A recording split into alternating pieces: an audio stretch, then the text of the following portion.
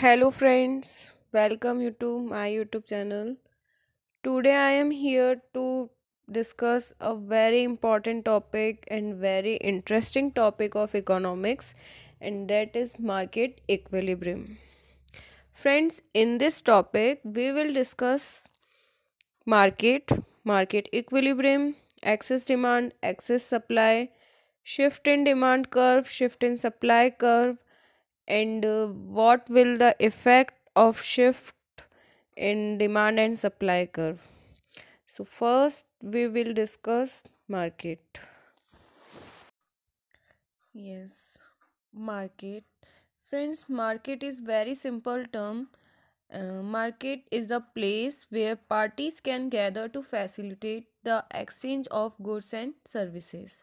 Market वह स्थान है जहाँ गुड्स का आदान प्रदान किया जाता है. Next, we discuss about market equilibrium.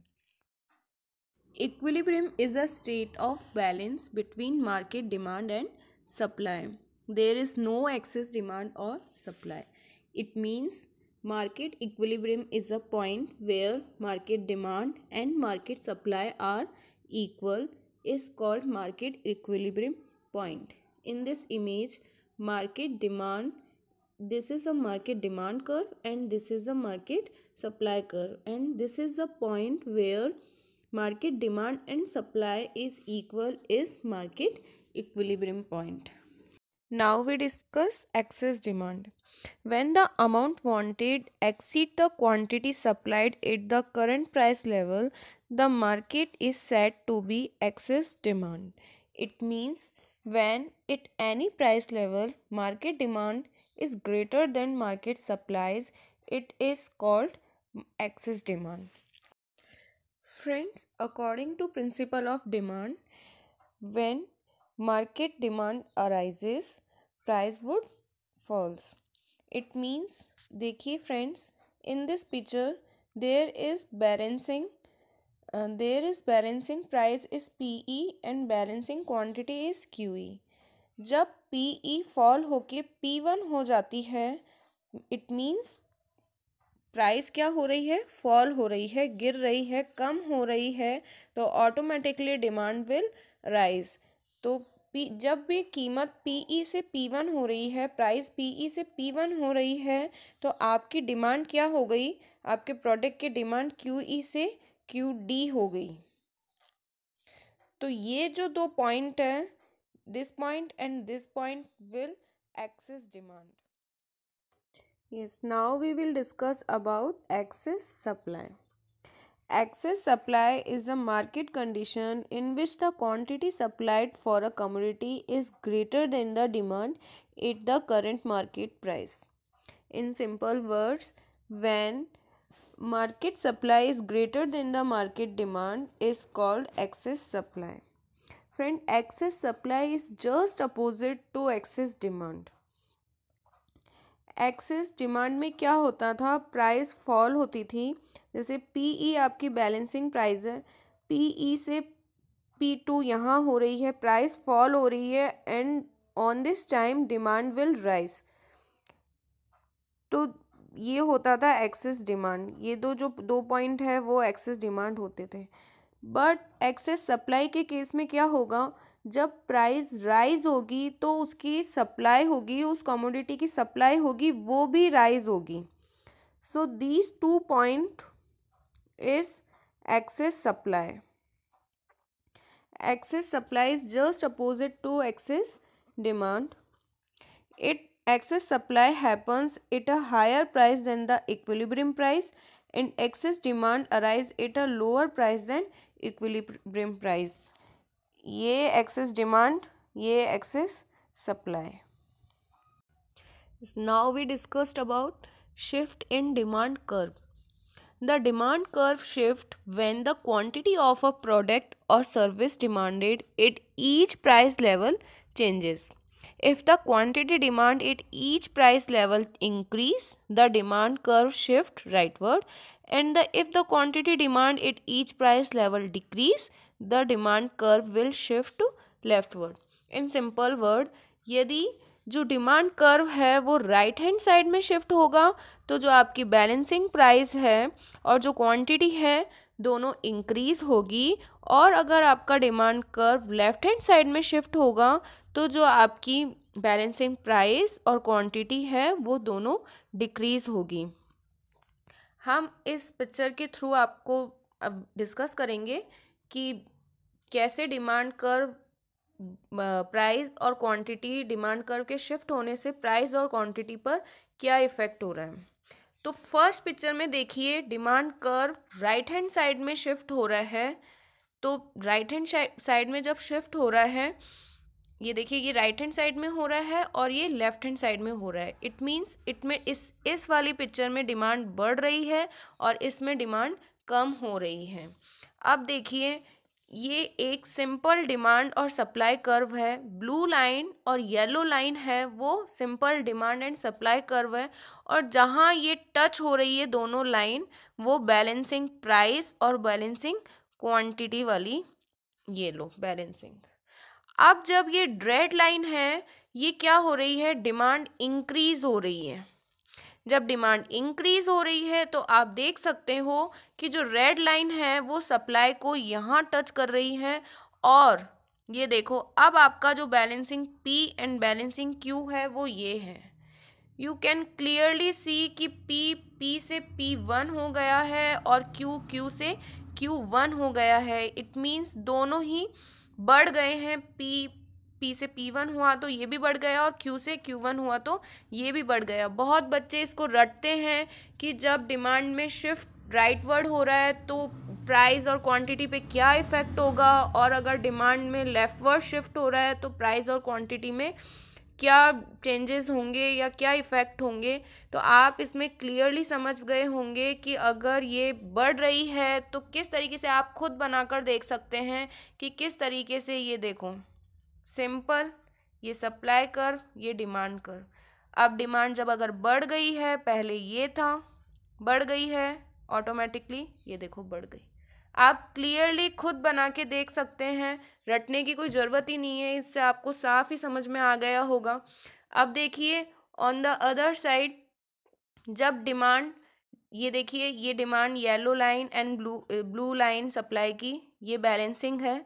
लेकिन इस बार डिमांड कम हो गई है, ये लेफ्ट हैंड साइड में शिफ्ट हो रहा है। तो अब जो new balancing price and quantity है वो ये है। तो देखिए अब जो डिमांड है वो P से P1 हुई है तो फॉल हो रही है, और इधर भी Q से Q1 हुई है तो फॉल हो रही है। यू कैन क्लियरली सी कि जब डिमांड कर्व लेफ्ट में शिफ्ट होता है, इट मीन्स ये डिक्रीज होता है, तो प्राइस और क्वांटिटी भी दोनों कम हो जाती है। Now we discuss shift in supply curve. जैसा अभी हमने शिफ्ट इन डिमांड कर्व समझा, सेम वैसा ही शिफ्ट इन सप्लाई कर्व भी, सप्लाई में भी शिफ्ट होते हैं। तो changes in price causes a movement along the supply curve. It means changes in production cost and related factor can cause an entire supply curve to shift right or left. These cause a higher or lower quantity to be supplied at a given price. It means अगर supply में decrease होता है, मतलब कमी होती है, एक minute, supply में डिमांड की तरीके से भी, दोनों तरीके से होता है, इंक्रीज भी होता है और डिक्रीज भी होता है।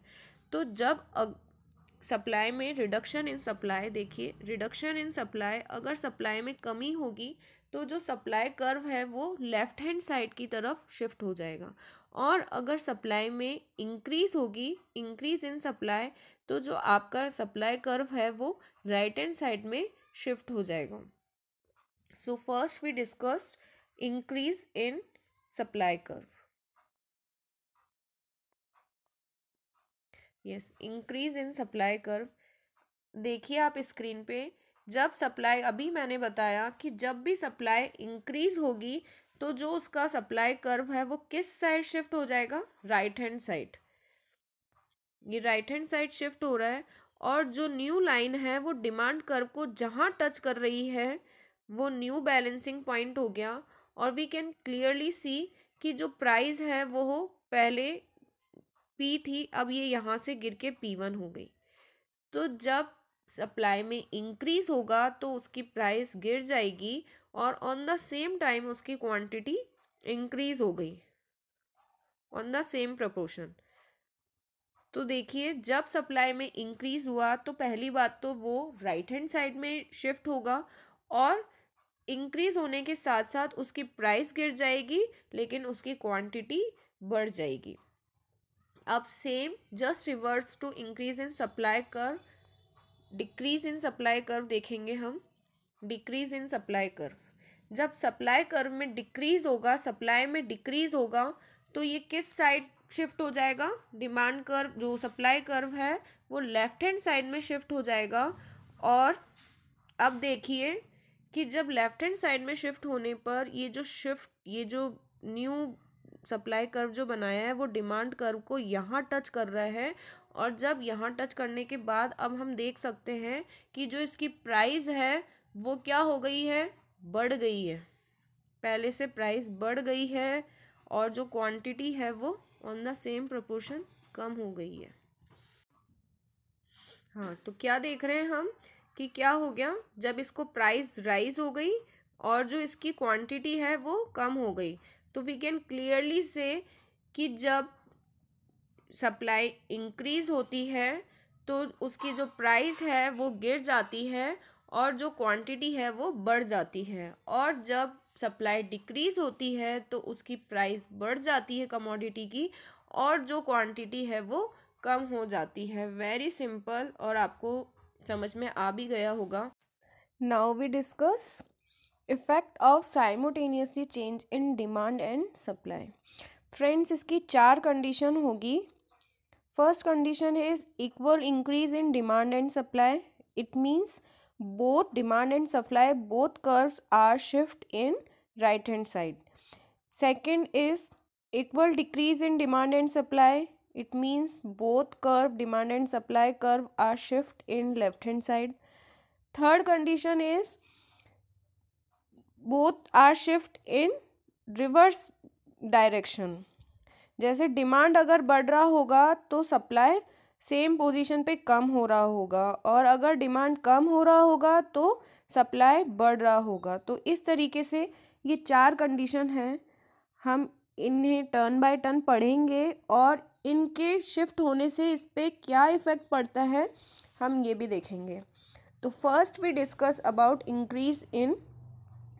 Equal increase in demand and supply curve. Friends, आप देख सकते हैं जो स्क्रीन पे आपको पिक्चर दिख रही है, इसमें दोनों में सेम प्रपोर्शन में इंक्रीज हो रहा है, डिमांड कर्व और सप्लाई कर्व में। ये देखिए जो ब्लैक लाइन है वो डिमांड एंड सप्लाई कर्व की है और ये इसका इक्विलिब्रियम पॉइंट है। ठीक है, this is P and this is Q। अब जब डिमांड रेज हो रही है, D से D1 हो गई और सप्लाई S से S1 हो गई, तो ये जो डैश लाइन है ये दोनों जहाँ कट रही है वो नया इक्विलिब्रियम पॉइंट हो गया और ये यहाँ कट रही है। तो यू कैन क्लियरली सी कि इसकी प्राइस पे कोई इफेक्ट नहीं पड़ा है। जब इंक्रीज डिमांड और सप्लाई में सेम प्रपोर्शन में इंक्रीज होता है तो उसकी प्राइस पे कोई इफेक्ट नहीं पड़ता है, लेकिन जब दोनों सेम प्रपोर्शन में इंक्रीज होती है तो उसकी क्वांटिटी भी उसी प्रपोर्शन में इंक्रीज हो जाती है। तो this is the best example of equal increase in demand and supply. Next we will discuss about equal decrease in demand and supply. ये देखिए, this is just opposite to increase in demand and supply. इसमें भी same वही position है, ये demand curve, ये supply curve and this is equilibrium point. अब देखिए जब डिक्रीज हो रहा है, दोनों ही डिक्रीज हो रहे हैं, तो दोनों कहाँ आ गए? लेफ्ट हैंड साइड वाली पोजीशन पे आ गए। ये लेफ्ट हैंड साइड में शिफ्ट हो रहे हैं। तो देखिए S से S1 हो गया लेफ्ट हैंड साइड में, सेम प्रपोर्शन में ये डिक्रीज हो रहे हैं और D से D1 हो गया। अब ये दोनों जहाँ मिल रहे हैं, न्यू डैश लाइन वाले जो दोनों जहाँ मिल रहे हैं वो नया इक्विलिब्रियम पॉइंट ये रहा। देख सकते हैं आप कि इस बार भी प्राइस पे कोई इफेक्ट नहीं पड़ा, लेकिन क्वांटिटी सेम पोजीशन पे सेम प्रपोर्शन पे कम हो गई है। जब इंक्रीज हो रही थी दोनों डिमांड एंड सप्लाई तो सेम प्रपोर्शन पे उसकी क्वांटिटी भी इंक्रीज हो रही थी, लेकिन जब demand and supply same proportion में कम हो रही है तो प्राइस पे कोई इफेक्ट नहीं पड़ा, लेकिन उसकी क्वांटिटी उसी प्रपोर्शन में फॉल हो गई, कम हो गई। तो यू कैन क्लियरली सी कि डिमांड एंड सप्लाई के बढ़ने से सेम प्रपोर्शन में दोनों के बढ़ने से प्राइस पे कोई इफेक्ट नहीं पड़ता है, लेकिन उसकी क्वांटिटी कम या ज़्यादा हो जाती है। फ्रेंड्स, हमने दो कंडीशन पढ़ी पहले, वो क्या था, equal increase in demand and supply and equal decrease in demand and supply. But third condition is reverse, decrease in demand and increase in supply in same proportion. In this picture we can see demand and supply is in black line. This is demand and this is supply and this is equilibrium point. ठीक है, अब इसमें क्या हो रहा है, demand तो decrease हो रही है पर on the same time supply increase हो रही है। तो हम देख सकते हैं कि ये डैश लाइन सप्लाई और डिमांड यहाँ क्रॉस कर रही है, तो ये जो प्राइस है वो क्या हो गई, फॉल हो गई, और क्वांटिटी पे इसका कोई इफेक्ट नहीं पड़ा। क्वांटिटी वही की वही है, इक्विलिब्रियम क्वांटिटी वही की वही है, बट जो इसकी प्राइस है वो पहले से फॉल हो गई। तो यू कैन से कि जब डिमांड कम होगी तो उसकी प्राइस भी कम हो जाएगी, उसकी सप्लाई के बढ़ने या ना बढ़ने से इसकी क्वांटिटी पे कोई इफेक्ट नहीं पड़ रहा है ना।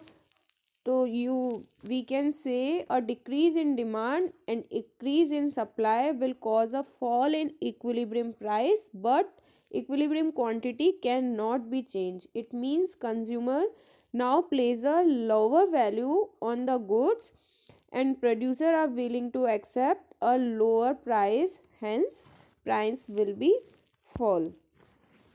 Next condition क्या है, just revert to this condition, increase in increase in demand but decrease in supply। ये पहले वाली कंडीशन की जस्ट रिवर्स है। यही देखिए एस एंड डी यहाँ क्रॉस हो रही है, ये इक्विलिब्रियम है, इक्विलिब्रियम पॉइंट है। Decrease in supply and increase in demand, ये रहा, और ये दोनों लाइंस यहाँ क्रॉस कर रही है और ये जो इक्विलिब्रियम है ये रहा। तो हम देख सकते हैं कि जो डिमांड के बढ़ने से पहले क्या हुआ था, जब हमने डिमांड कब करी थी लेकिन सप्लाई बढ़ाई थी तब हमारी प्राइस फॉल हो गई थी।